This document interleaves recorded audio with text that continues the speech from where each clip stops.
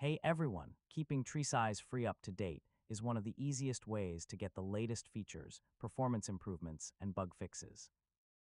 In this guide, I'll show you exactly how to update TreeSize free safely and make sure you're running the newest version. So let's get started. First, open TreeSize free on your computer. Then open the Help menu, or the About window if it's available, and check the version number currently installed. Knowing your current version makes it easier to confirm whether an update is available.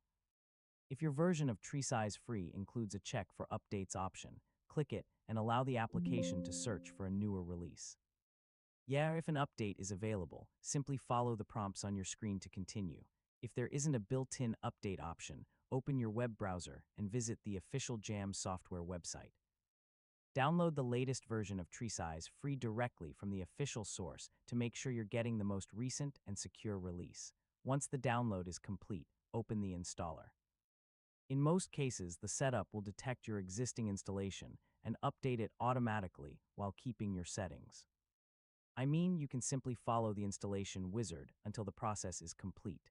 After the installation finishes, launch TreeSize free again and return to the About window. Compare the version number with the one you checked earlier to confirm the update was installed successfully. If Windows asks you to restart your computer after the update, go ahead and do that before using TreeSize free again. While a restart isn't always required, it can help complete the update and ensure everything is working properly. And that's all there is to updating TreeSize free.